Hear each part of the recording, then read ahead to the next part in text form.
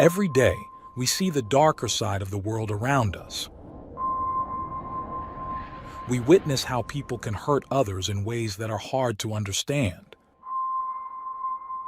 It's a sad part of life, but it's something we can't ignore. As someone who dives into the world of crime, I'm here to share the most shocking stories and try to understand what drives people to do such things. I'm Michael, and today, I've got another unreal true crime story for you. On a quiet night in Buckrow Beach, something terrible happened inside a small mobile home. 2-year-old Noah Tomlin, a little boy with bright blue eyes, was last seen alive early in the morning on June 24, 2019. Later that day, his mom, Julia Tomlin, called the police, saying her son had disappeared from his bed. But as police started looking into what really happened that night, they uncovered a heartbreaking and shocking story. What happened to Noah? The truth would leave the whole community shaken and searching for answers. This is the story of a little boy who deserved so much more, and a case that no one will ever forget.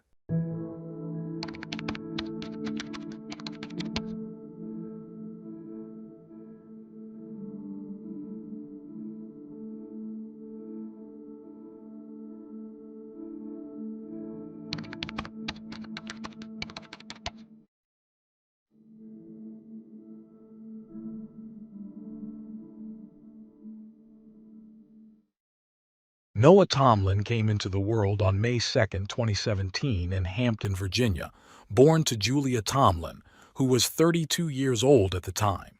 With his striking blue eyes and light, wispy hair, Noah was a sweet and quiet child.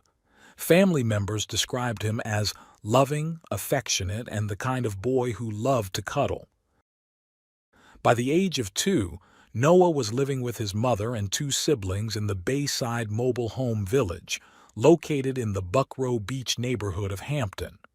Julia, his mother, had a total of 10 children ranging in age from just 7 months to 15 years old. Julia Tomlin was born on November 1, 1984, and spent most of her life in the Hampton Roads area. She had attended Norview High School but left school after completing the 9th grade.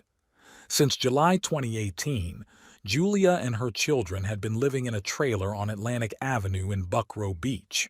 Local police had been called to the residence numerous times, though the details of these visits were not publicly available. Julia faced significant personal struggles, including substance abuse issues and mental health conditions such as bipolar disorder, ADHD, and PTSD. Her legal troubles began years earlier, including a 2009 incident in which she was charged with assaulting a family member during a domestic argument. These charges were later dropped. In 2010, Julia was convicted of child neglect, leading to a 5-month jail sentence. This followed an incident in which her 1-year-old daughter suffered severe burns consistent with contact from an electric stove burner. Julia admitted to placing the child on the stove but claimed she was unsure if it had been turned off. The injuries went untreated for several days before medical attention was sought. Noah spent time in foster care shortly after his birth, though the exact reasons and timeline for his return to Julia's care remain unclear. Some of his siblings were already in foster care following the stove-related incident. On June 24, 2019, Julia reported Noah missing to the Hampton Police Department. She told officers she had last seen him at around 1 a.m. when she put him to bed. By 11:36 a.m. when she placed the call, Noah was nowhere to be found. Julia said he had been wearing a diaper and a white and green pajama shirt at the time. Police launched an extensive search, beginning in and around the Bayside Mobile Home Village. As efforts expanded, they enlisted help from state and federal agencies. Over the next few days, search teams combed through the area on foot, by air using drones, and in the nearby waters with divers. Authorities inspected dumpsters, sheds, and homes, and even reviewed footage from security cameras in hopes of finding any trace of Noah. Despite the community's hopes, no immediate leads surfaced. By the third day, search efforts shifted to a landfill located approximately 10 miles from Noah's home. Police emphasized that this was a precautionary measure rather than a response to specific evidence. On Thursday, June 27th, 13 News shared an update on their Facebook page, including a statement from Noah's mother. Julia had reached out via text saying, "I'm working really hard with law enforcement to find my baby. I can't disclose my location or the whereabouts of my other children for their safety." The police confirmed that Noah's parents were cooperating, and their home in Buckrow Beach remained sealed off as crime scene technicians collected potential evidence. Julia also communicated with Channel 10, revealing that Noah had difficulty walking, was possibly autistic, and had a loving, affectionate nature. She refrained from sharing additional details. That weekend, a prayer vigil was organized at the site where the Police Mobile Command Center had initially been stationed. Attendees were encouraged to wear green, a color linked to Noah, as they prayed for his safe return. Tragically, before the vigil could take place, police made a somber announcement on Friday. During a press conference, Chief Salt said, "Tonight, our hearts and prayers go out to Noah's loved ones. Unfortunately, based on the extensive investigation, we now believe Noah to be deceased." He added, "The search for Noah continues, and we won't give up hope, but the evidence doesn't point in a hopeful direction." The announcement also revealed that Julia Tomlin, 34, had been arrested in connection with her son's disappearance. She faced 3 felony charges of child neglect. Authorities intensified their efforts to locate Noah, focusing on specific areas, while Julia's remaining children were placed under Child Protective Services care or had already been living with family members. That Saturday evening, the candlelight vigil proceeded, though the mood was somber. Around 100 people attended, many dressed in green or carrying green balloons in Noah's honor. Others wore shirts with slogans like "Justice for Noah" and "Where is Noah?" One attendee, a woman who had fostered Noah before he was returned to Julia, shared a heartfelt memory. Through tears, she said, "Noah was my baby. He came to me as a foster child and called me mommy from the first night. He crawled onto my couch, held my hand, and smiled as if he knew he was safe. He was such a sweet soul. Those bright blue eyes could melt anyone's heart. My family loved him like he was our own." She continued, describing the emotional impact of his loss. "This week has been so hard. My grandkids still ask about him. They loved him like a brother, never questioning why he looked different from them. If he's gone, I know he's in heaven, safe in the arms of my dad and brothers. That little boy knew love while he was with us." Noah's foster mother shared an emotional memory about the little boy, describing how he could only crawl but moved with remarkable determination. "The army couldn't crawl as well as that baby," she said. Despite the short time he was with her, she emphasized how deeply loved he had been. "He was cherished, and my daughter has been heartbroken over this. She's been so sick she had to take the week off work. All I've done is hold my grandkids close and embrace every baby I can. If anyone ever has a child they can't care for, bring them to me. I may not have much, but I've got a heart and I'd take them in." She also spoke passionately about the importance of speaking up for children in need. "There are so many kids in this world being neglected or overlooked. If you notice even the smallest sign, it's better to say something. Your voice is the most powerful tool you have." On July 1st, Julia Tomlin made her first court appearance in Hampton. She walked with a limp and informed the judge that she was disabled, receiving $771 a month in assistance. She mentioned living at her mobile home in Buckrow Beach with 3 other individuals, but did not specify whether they were adults or children. 2 days later, on July 3rd, police announced a heartbreaking development. The body of a child believed to be Noah had been discovered at the Hampton NASA steam plant. The facility, which incinerates waste to generate energy, is located near Wythe Creek. Officers searching through tons of trash found the remains of a child at 8:50 a.m., though official confirmation was still pending. The boy's body had been placed inside a Huggies diaper box, triple-bagged and discarded in the garbage. Investigators revealed they had sifted through over 2 million pounds of waste by hand during their search, enduring extreme heat and hazardous conditions. Firefighters monitored methane and carbon dioxide levels to ensure the safety of the officers working in the confined spaces of the steam plant. The police described the grueling conditions, saying the humidity, the stifling heat, and the odors were overwhelming, but our officers pressed on, knowing the gravity of what they were searching for. He added that the search had taken an emotional toll on everyone involved. I held one of our employees in my arms this morning as they cried. This tragedy has deeply affected our community and our first responders. The list of organizations involved in the search was extensive, showcasing the massive effort to find Noah. The police acknowledged that very few missing persons cases receive this level of attention and resources. In the days following the discovery, Noah's paternal grandmother shared a heartfelt message on a community Facebook page. She began by addressing the silence of Noah's father and his side of the family. I know many are wondering why we've remained quiet during this nightmare of speculation and judgment. It's because of the 9 other children involved. Noah's siblings are innocent victims too, and some of them are old enough to read the hurtful things posted online. She explained her family's connection to Noah's siblings. In 2011, we adopted Julia's 3 eldest children after she relinquished her parental rights. We had fostered them for 6 months before finalizing the adoption. One of the twins from the stove burn incident found a new home with another family. 3 more boys live with their fathers, and the youngest baby is now in foster care. We pray she also finds a loving family.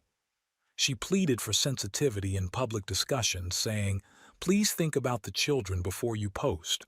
Would you want your own child to see these things if the roles were reversed?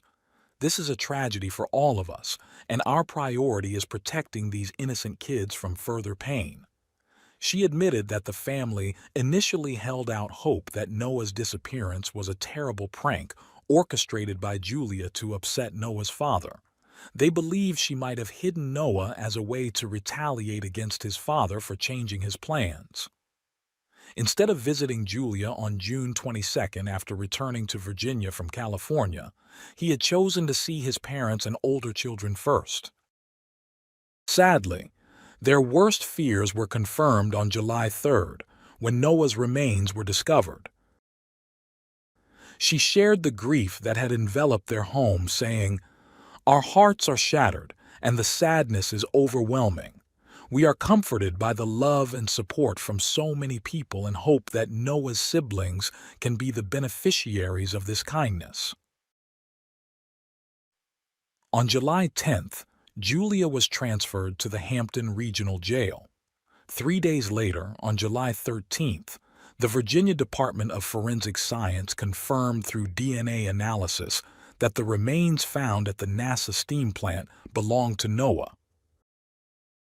A memorial for Noah had sprung up around a tree near his home in Buckrow Beach, adorned with teddy bears, flowers, toys, candles, and heartfelt notes.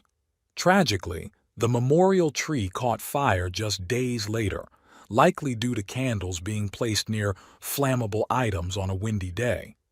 The fire department determined the blaze was accidental, but the loss was heartbreaking for a community trying to honor Noah's memory. Noah's remains were released to his family, and they arranged a private burial service for close family members and first responders. A public memorial was scheduled for July 27th in Buckrow. The family asked for donations of toys or stuffed animals to benefit local children through social service agencies, honoring Noah's memory in a way that could bring joy to other kids. Complications arose regarding Noah's paternity. Justin Jones was identified by his mother as Noah's father. However, Justin, who had been living in California, claimed he didn't know about Noah until after his disappearance. Court records revealed that Justin had been convicted in 2008 for sexual assault involving a minor and was required to register as a non-violent offender. He had recently been arrested on June 25th for probation violations. In October, Channel 13 News interviewed a man identified through court records as Noah's biological father. While the outlet chose not to release his name due to online harassment, the man stated that he had suspected he might be Noah's father back in 2017, but said Julia denied it and told him not to contact her again.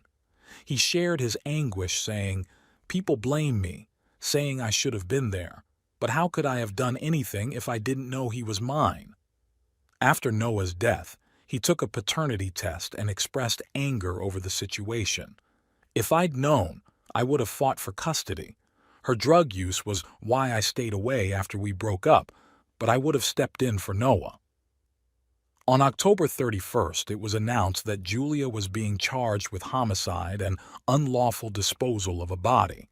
The medical examiner's report revealed that Noah had suffered from blunt force trauma and battered child syndrome.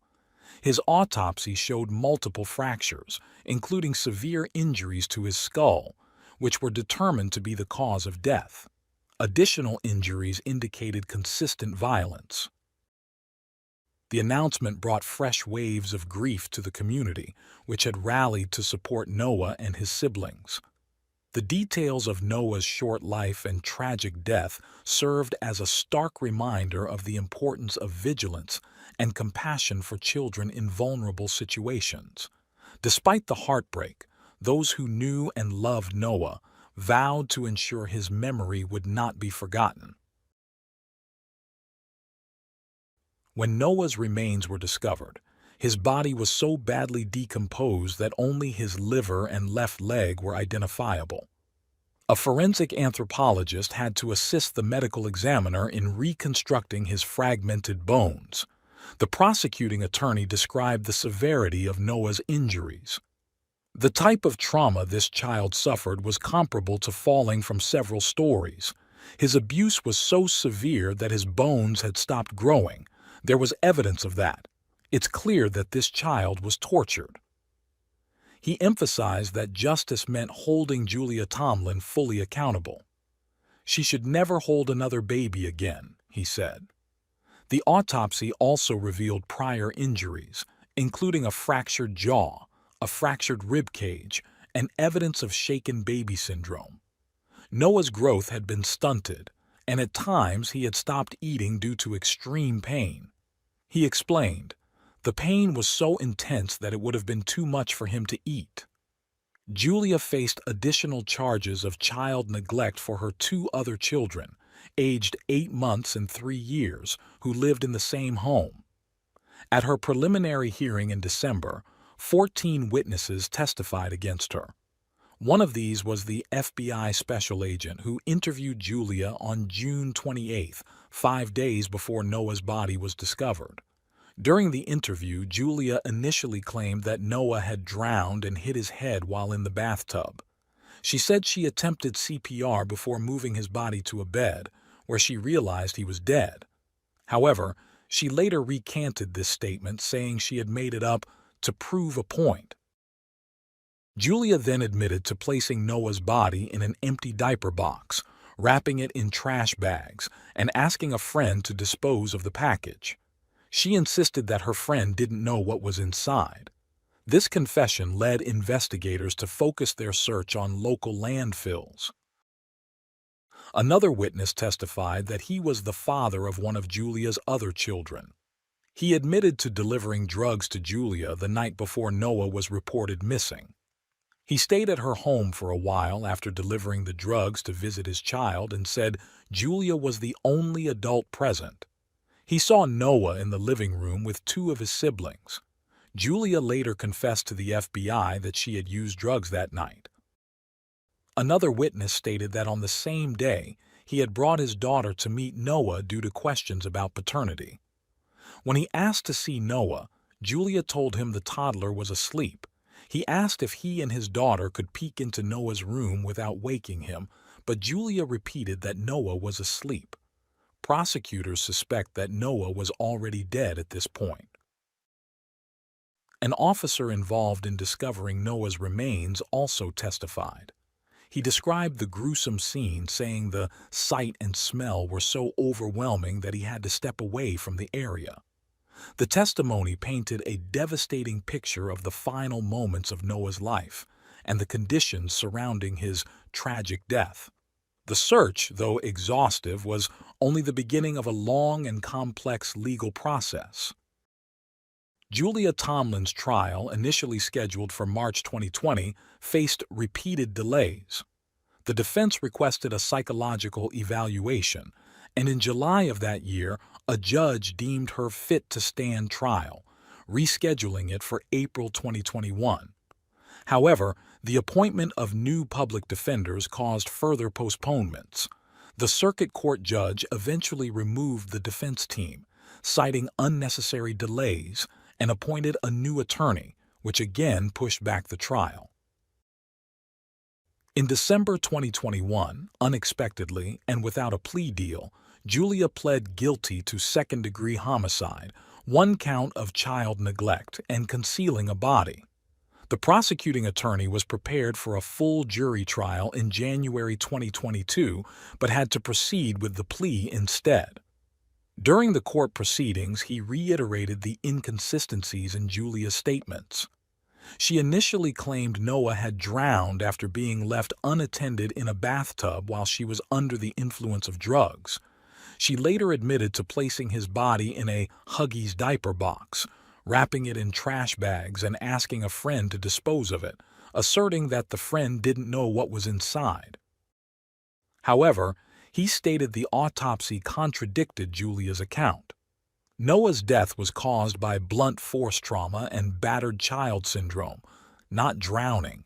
The abuse was so severe that Noah's skull was fractured in multiple places, as though he had fallen from a great height. Blood evidence was discovered on the walls of his bedroom, as well as on sheets and clothing found in the trash. Julia's sister, Teresa, insisted on her sister's innocence, claiming Julia only pled guilty out of fear. Teresa stated that Noah's injuries occurred when he fell from his bed and struck his head on a toy chest. Julia's sentencing hearing took place on July 25, 2022. Her defense attorney described a traumatic upbringing, alleging Julia experienced violence from her parents and a boyfriend during her teenage years. On the day Noah died, Julia reportedly had little memory of events due to drug and alcohol use. During the hearing, one of Julia's daughters took the stand and urged the judge to impose the maximum sentence. She told the court, "My mother has never been fit to be a parent. She has always prioritized herself over her children. Noah endured the worst of her cruelty. In his 2 short years, he witnessed nothing but hate and abuse from the person who was supposed to protect him." Under Virginia law, the maximum sentence for second-degree homicide is 40 years, with an additional 10 years for felony child neglect and 5 years for concealing a body. The judge imposed the harshest penalties, ordering Julia to serve a total of 55 years consecutively. She is currently held in a correctional center in Troy, Virginia. Noah's remains were cremated and interred at Park Lawn Memorial Park in Hampton, under a small granite marker featuring a bronze teddy bear. The makeshift memorial that once stood near his home in Buckrow Beach has disappeared, including the tree that became its centerpiece. The ground where the tree stood is now barren, a somber reflection of Noah's life, a beautiful presence cut tragically short. Noah Tomlin was a sweet, innocent child with a future full of possibilities. But like the tree that once shaded his memorial, his life has been erased, leaving only memories and a profound sense of loss.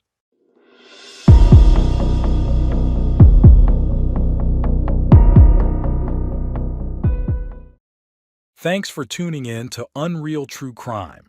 If you're intrigued by mysteries from around the world, check out our new channel, Latin Crimes, where we dive into the gripping true crime stories of Latin America.